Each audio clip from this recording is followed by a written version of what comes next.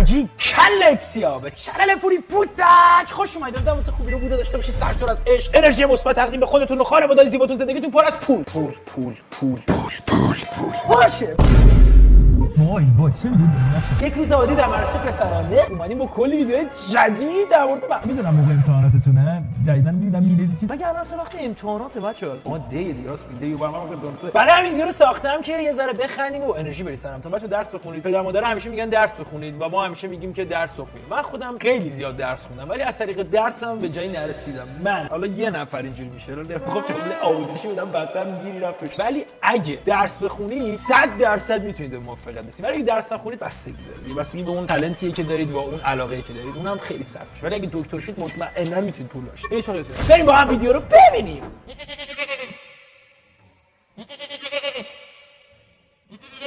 ببینیم یک روز عادی در مدرسه پسرانه چه جوری است. ما که میدونیم یا همون میکنن یا اون میکنن.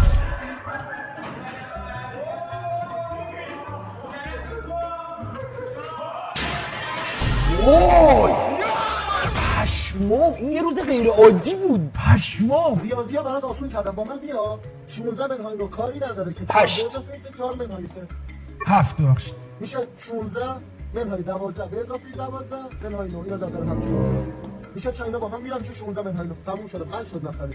اینجا میرسیم 16 منهای 9 تو سر هم یک میاد اینجا میشه 16 منهای 9 دوباره همون 16 منهای بابا خیلی بود 16 با 6 جمع میشه 16 10 بابا این چه مسخره بازیه. پشمام 16 منهای 9 میشه 7 9 7 آره میشه 7 دیگه. خب این چی؟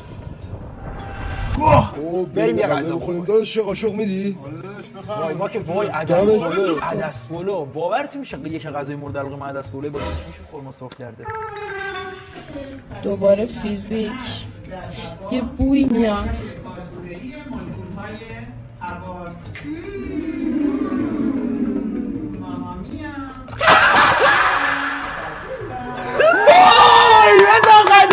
پرچم بالاست. خرج هستی معلم پرچم طلاییه. وای چقدر باحال بود زنه. پشمام تحتو رو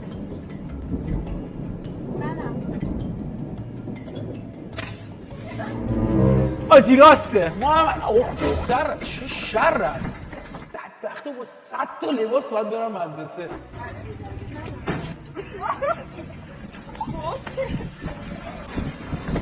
گناه ده نکنی بردو بزنی. نمیدونم چجوری تو ایران اینجوری میشه. یعنی قشنگ واقعا منم میرفتم دم خونه خودم میگفتم منم باز میگم اصلا انگار نگم منم خوشحال مثل یکی دیگه. برنامه‌ات برای امتحان دی چیه؟ من بیدار میمونم دفترم میذارم کنار چشمامو رو هم میذارم هیچی تو ذهنم نمیاد هیچی تو ذهنم واقعا همینه ریدم تو امتحانات. ولی علی به نظر من تو اشتباه کردی رفتی رشته مهندسی. یا مثلا یه رشته تجربی قشنگ چند سال دیگه نون تو روغن. نه داداش رشته مهندسی هم خیلی خوبه. میگم بعد دانشگاه بازارکارش عالیه. ولی بچه‌ها هیچی رشته مدیریت نمیشه. من کلا کارهای مدیریتی رو خیلی دوست دارم. آره. اوه بچه‌ها دیگه شدیم سر کار. مسئله برداشت مهندس؟ آره دکتر. بچه‌ها فقط پشت دست من میایید. باشه رئیس. وای من ریدم تو مغزتون. یعنی این تعریفه بچه‌ها این تعریف من شما ستای زیبایی که اگه منو می‌بینید خیلی خلاقیت ویدیو بالا بود. سلام علی چی شده؟ سلام فتوری چی بابا؟ من صابخورم دعوا کردم یه هفته سوق من نه. ای بابا مگه تو حقوق نمیخونی؟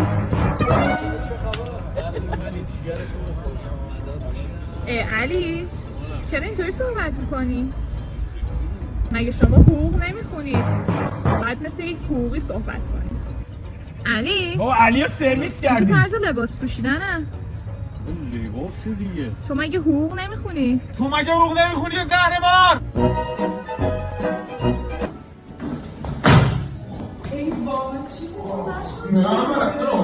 الان کی شیراشه کیو دیده؟ آقا من این حرکتو بلدم وایسی من این حرکتو بلدم باید براتون بزنم. پوتک دهان 3 کاراته داره. نگاه کنید با تیپمون رو برو همه با دقت. ادیتور بخندی عوضی. نگاه کنید خنده چیه پول پوتک نمیبینی دارم بده افتخار میکنم. زارت نکشیمون ستون قنده بدنسازی دنیا. زحمت کشیدی ها پوریا. وقتی میخوام جواب سوالو جیم بزنم که میبینم ستای قبلی هم جیم زدم.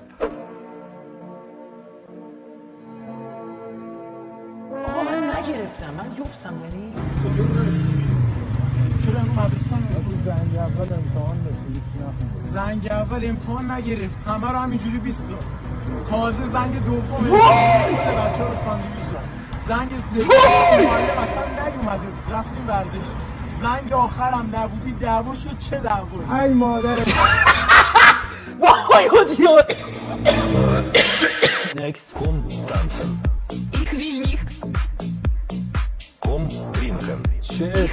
چقدر باحال این حاجی اسم این چیه من بگید سلام وقتی یه دو تا جواب سلامشون میدید سلام سلام خسته نباشید از برنامه خوبتون تشکر میکنم خواهش میکنم باشه میخواد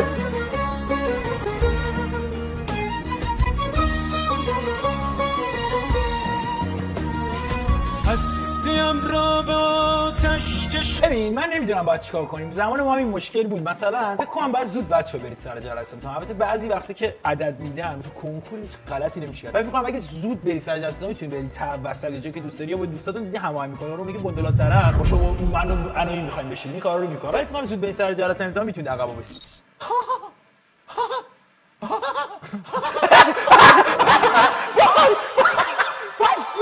این خندم خیلی قدیمیه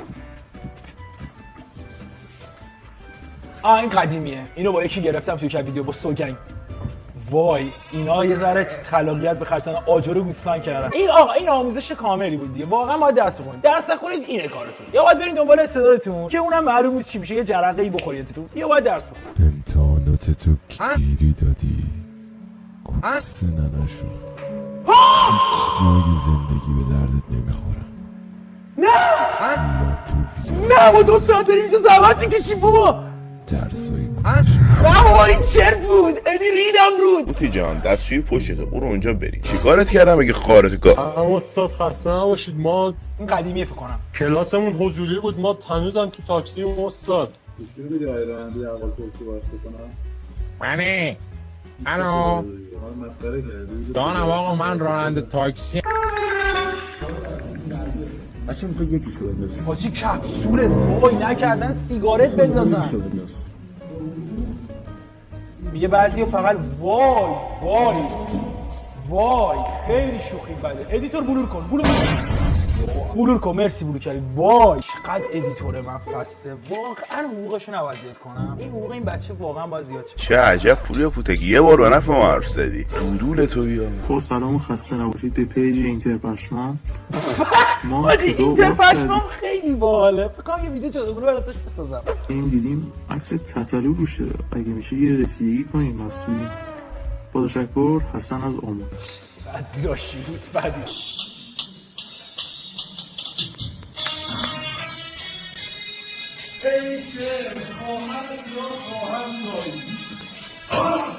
بابا چه وضع آموزش پرورشه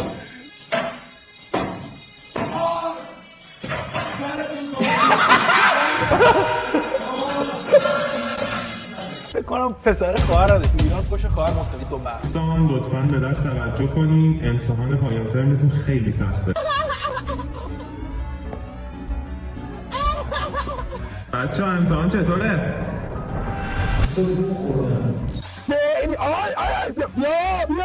فعلی که مجهول که نمی‌نویسه فعلی که مجهول پشتبندش هر اسمی بیاد نایب فاعله یعنی چی استاد؟ سلام از اول دوستان رفتن LCD بخرن بعد گفته بودم محکمه به جون مادرم از اونجا زنگ زدن گفتم محکمه و این LCD رو ما میفرستیم کلاسینو محمد واعظی که درس میده یعنی محکمه یعنی عوضی میره از اینا بر بالا مالا یه جور ما سفتش کردیم که اصلا تکون نخوره ولی اینجور درس دادن خیلی خوبه این واقعا بچه که از دانشجو دست میده کلا تینیجرها راحت میتونن به درس گوش بدن بدون که هیچ کاری کنن جذابیت داره حاجی خداوکیلی امتحانش خیلی سخته من هر چی زور زدم از 4 تا سوال فقط تونستم 2 تاش جواب بدم 4 تا سوال چیه 8 تا سوال مگه برگ دومو نگرفتی حاجی مگه اون چک نویس نبود وای 8 تا سوال چیه 12 تا سوال بود مگه برگ سومو نگرفتی وای فکر کردم اون چک نویسه حاجی حاجی این دختره تو گروه زده که جواب سوال 16 رو ایکس در آورده. فکر کردم برگ چهارم زیر دستی. ریدم رو تو چه وضعیه؟ چشامو جاپونی دیدمو یک روز تو نسه چه هاچی میخوانی من بودم بیسازن دنیای ربی تو مجابس میگیرم اقامو از همه کابوس. من اصلا نفهمیدم این چی بود میمش. آهو نالنگش مشروط تا سوایی باشه. ببینید به نظر من اینجوری بودم بچه‌ها، تو یه ویدیو گفتم بهترین موقعی که درس میرفت میذارم 5 صبح بود، مثلا ساعت 9 امتحان داشتم 5 صبح پا میشدم میخوندم، واقعا میرفت تو مخم فراموش، ولی هر وقت مثلا 4 روز قبلش میخوندم 3 روز قبلش میخوندم دوباره صبح یادم میرفت، مثلا یه بار صبح میخوندم میرفتم ساعت میخوندم فیلمی. آقا ساعت 3:12 صبح میخوام ببینم تو حالا خوابگاه این ساعت چه اتفاقایی میفته. بریم با هم نگاه کنیم. گربه اومده تو، وای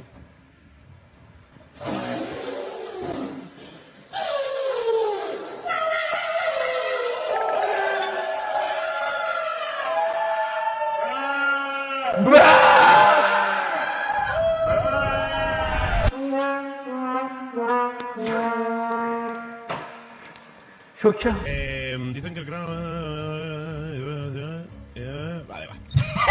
خب گایز دوستتون دارم آجی، ولی واقعا حالا این که ویدیو بود فان بود شوخی بود، درس رو باید خون دیگه، شعار چرت و پرت نمیگم، نمیخوای نخون خودتو علاف نکن، ولی میخونی دیگه تا تاشو بکن دیگه، تا سوم دبیرستان میای دیگه دانشگاه برو وسطش بله، یا برو سربازی برو به چیزی که دوست داری برس، درس رو باید خون دیگه، هر گوی هم قراره شیشی دکتر مهندس درس رو باید خون، نمیخوای نخونی همین الان ول کن، نه خودتو علاف کن نه خودتو آسیب. دوستتون دارم